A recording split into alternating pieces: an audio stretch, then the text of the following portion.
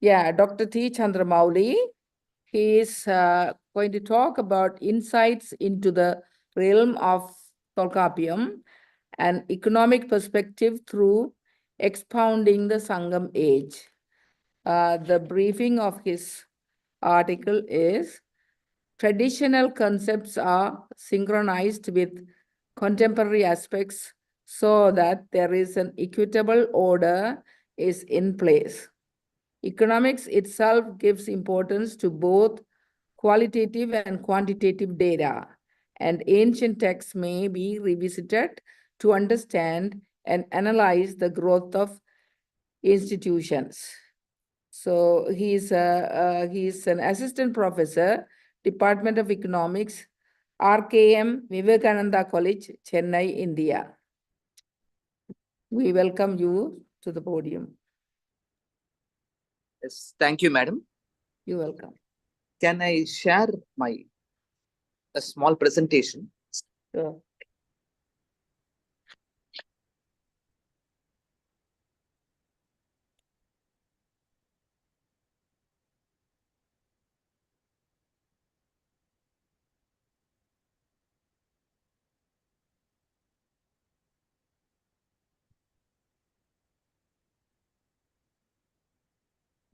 Madam, is it visible, madam? Yeah, it is. Yes, madam. I before I start, I would like to thank the organizers for having accepted my paper on this prestigious conference on Tolkappiyam. Thank you.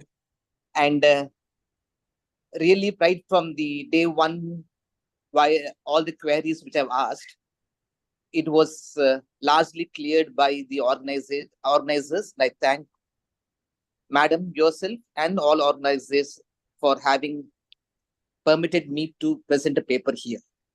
In fact, before I can just start, I had actually dwelled into the economic topics, and what I thought is there is a large connection between Tolkappiyam and economics.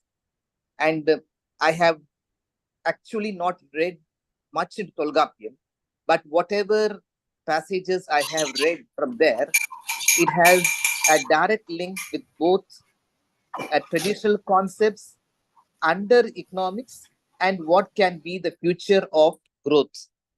The connection which actually helped me to a larger extent over here is that economics, literature, both of them are classical in nature. And another connection is that both deal with human life.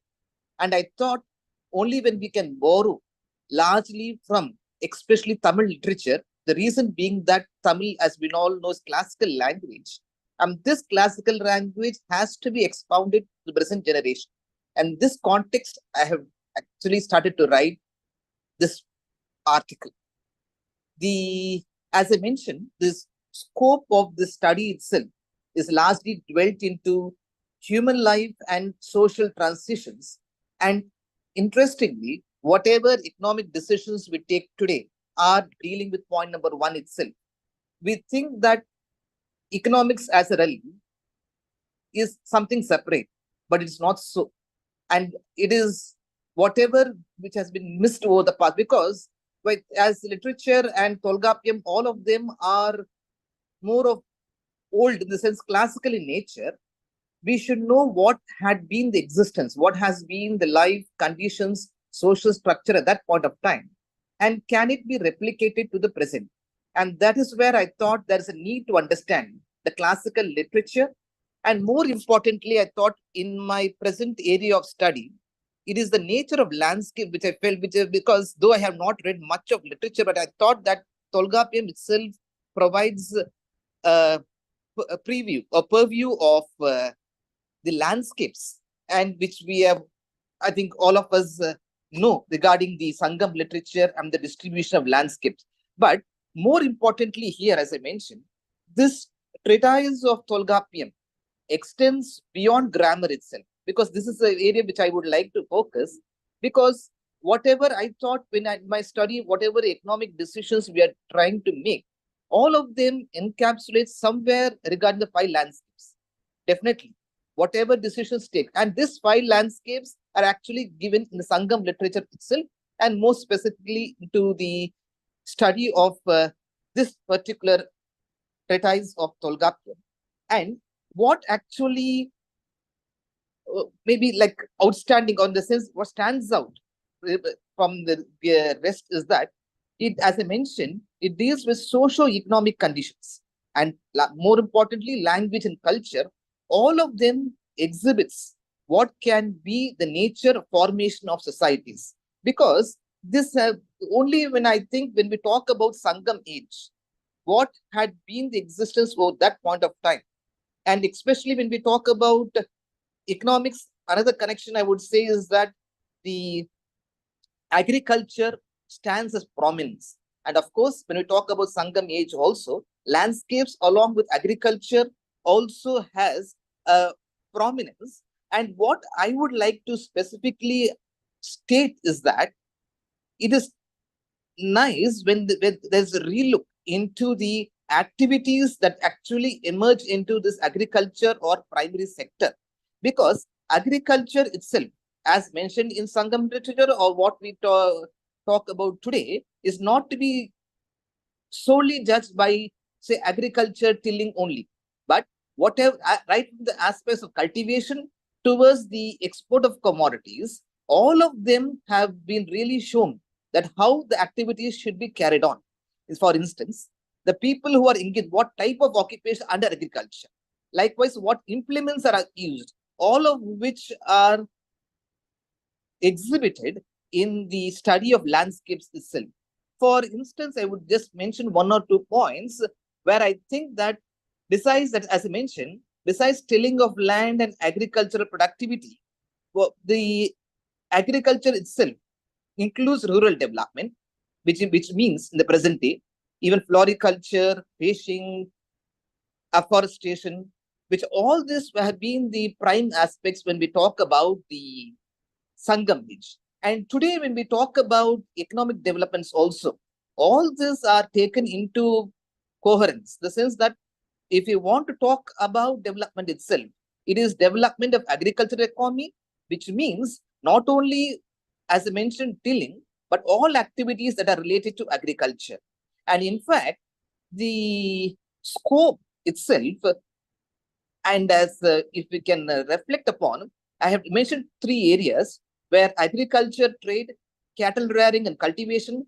And the third important point, which I want to bring, is happiness and satisfaction, which is also a part under economic development, because we feel that the welfare aspects are largely missing, in which case, right from traditional aspects of agriculture towards human values, towards human development, all of which are largely discussed in Tolkappiyam, though of course I have not touched upon all aspects, but most of them, whatever decision making we do today, if only if all communities take into account what has happened during the Sangam age, plus the insights into Tolkappiyam, can provide some foundation, a basis towards further study and economic development itself.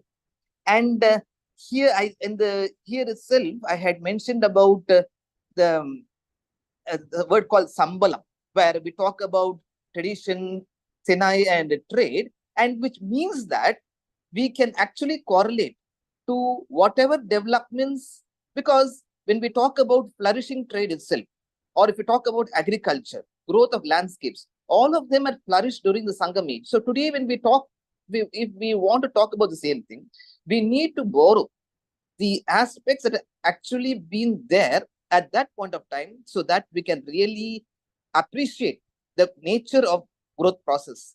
Because today, maybe the next slide, which I want to take, at the present age, when we talk about the role of entrepreneurship itself is largely discussed in Tolkappiyam. And likewise, I would say that more important than all this is economics of sustainability issues are largely discussed at all levels. And I think when we again delve into the landscapes, the part itself, all the concepts discussed at that point of time when they are strictly followed in the current regime, when we talk of sustainability, it is actually, I would say that it is not a new concept, but concept which are existing earlier have to be carefully analyzed for the specific regions. And I think this treatise of Tolkappiyam can provide a basis or idea for growth.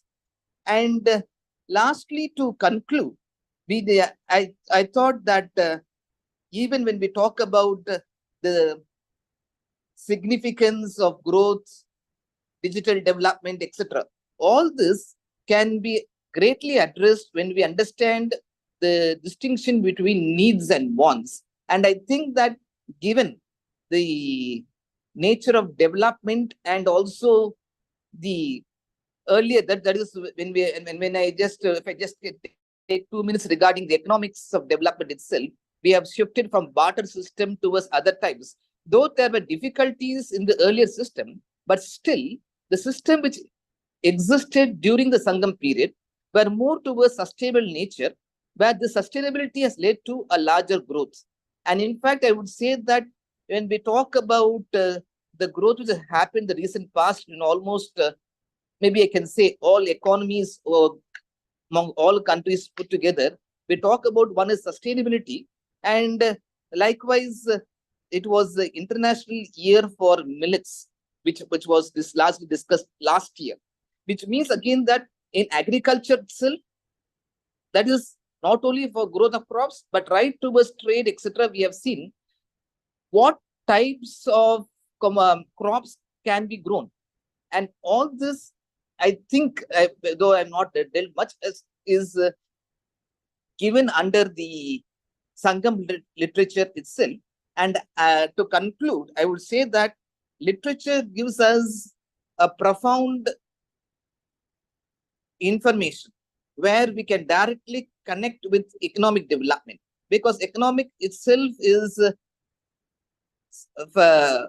philosophical in nature, where we need to understand the needs, because the only thing which though I teach economics, is that one side there is profiteering is one side, but besides that, the welfare aspects where all the gains should go towards a larger community, in which case only when we try to understand the literary aspects, because again banking upon why Sangam literature and Tolkappiyam is that they are more of classical in nature, where I would say that the information is also authentic. That today when we talk about data analysis, all these new emerging concepts, it all depends upon whether we have the required information, the required reliable information, and all this for further study. I think literature will provide a lot amount of information. And here is where we talk about the role of institutions, where because as there has been changes in economic social conditions, there should be a greater role for these institutions, where there can be a greater setup, and this can lead towards a better economic outlook.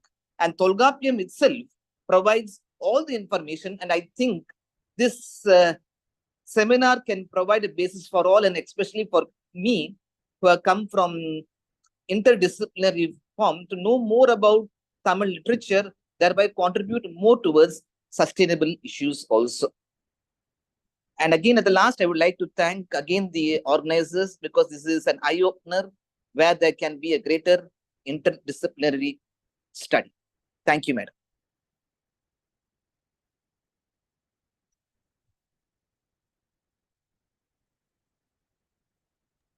Thank you very much.